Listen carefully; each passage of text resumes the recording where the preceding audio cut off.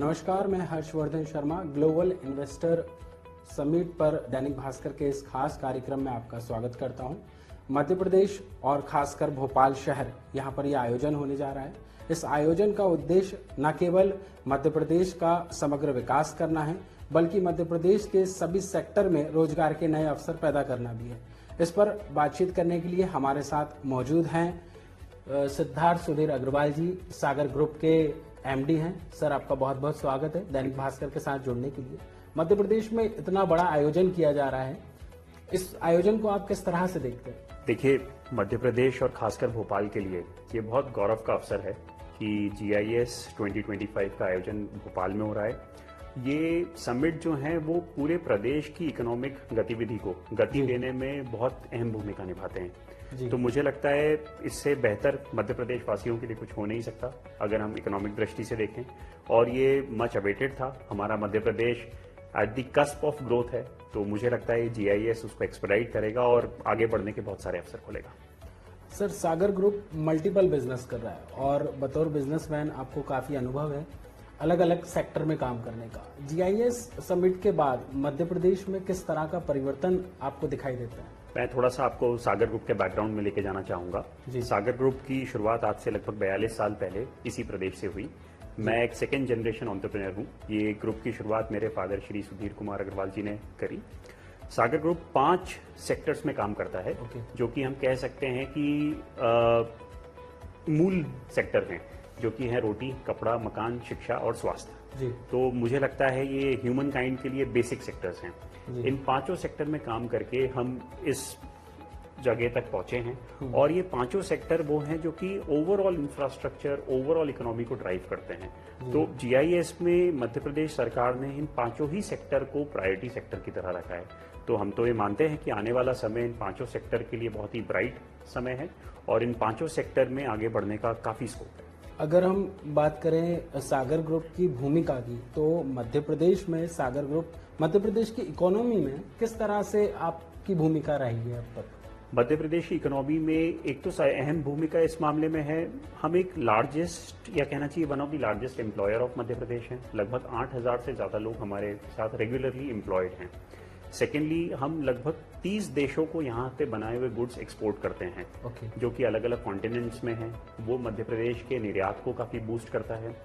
Thirdly, जो हम agro based industry चलाते हैं, तो मेजर रॉ मटेरियल हमारा मध्य प्रदेश के किसानों द्वारा खरीदा जाता है, जिसको हम फिनिश प्रोडक्ट में कन्वर्ट करके और अलग अलग देशों में निर्यात करते हैं। तो इन सभी चीजों से डायरेक्ट कॉन्ट्रीब्यूशन मध्य प्रदेश की इकोनॉमी में होता है और ग्रास रूट लेवल तक होता है। अगर मैं आपके हर सेक्टर को समझना चाहूँ तो आप क्या बताना चाहेंगे?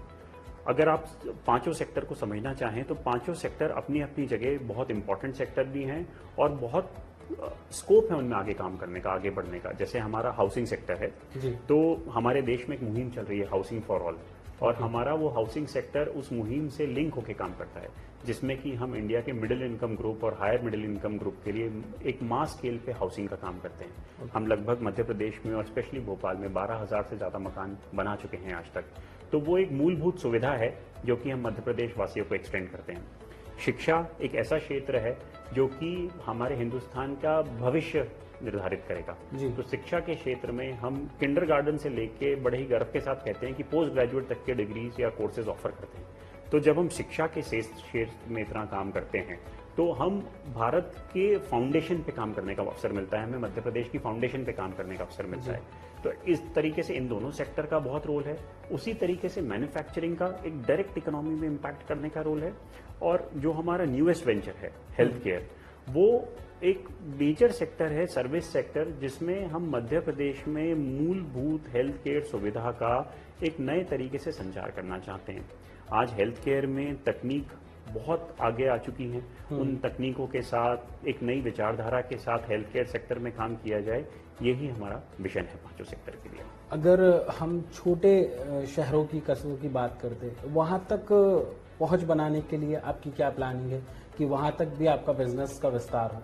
जो मैंने आपसे कहा, जब हम मैन्युफैक्चरिंग की बात करते हैं तो मैन्युफैक्चरिंग में जो हमारा कच्चा माल है वो मध्य प्रदेश का एग्रीकल्चरल प्रोड्यूस है। तो उस कच्चे माल के सहारे हम मध्य प्रदेश के कोने कोने तक अपनी प्रेजेंस फील्ड कराते हैं। जब हम मध्य प्रदेश के किसानों का उगाया हुआ कपास खरीदते हैं या उनकी धान खरीदते हैं, तो हम ये इंश्योर करते हैं कि ग्रास रूट लेवल तक हम उस फार्मर तक पहुंचें, उसका ओवरऑल अपलिफ्टमेंट पे काम करें, उसकी जो उपज है उसकी क्वालिटी सुधारें जिसकी उसको सही दाम मिल सके। तो ये डायरेक्ट कंट्रीब्यूशन मध्य प्रदेश की इकोनॉमी में होता है। अगर हम सरकार की नीतियों की बात करें, जो उद्योगपतियों के लिए सरकार ने नीतियां निर्धारित की हैं, क्या वो नीतियां आपको किस हद तक सही लगती हैं या उसमें कोई बदलाव की आवश्यकता आपको लगती है?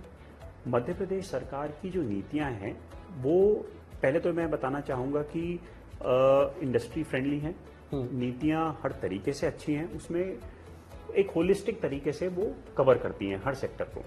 बट हमें ये समझना होगा कि बिजनेस करने के लिए या कोई भी उद्योग चलाने के लिए जितनी ज़रूरी नीतियां हैं उतना ही ज़रूरी उस प्रदेश का ओवरऑल एनवायरनमेंट भी है। क्या वो बिजनेस फ्रेंडली है, क्या कोई वो वहाँ पे लोग काम करके कैसा महसूस करते हैं। तो उस मामले में हमारा मध्य प्रदेश दूसरे प्रदेशों से बहुत आगे है। आप हमेशा सुनते होंगे हमारे मध्य प्रदेश की गंगा जमुनी सभ्यता है, जिसमें कि हर संस्कृति हर सभ्यता के लोग आके मिलकर काम कर पाते हैं।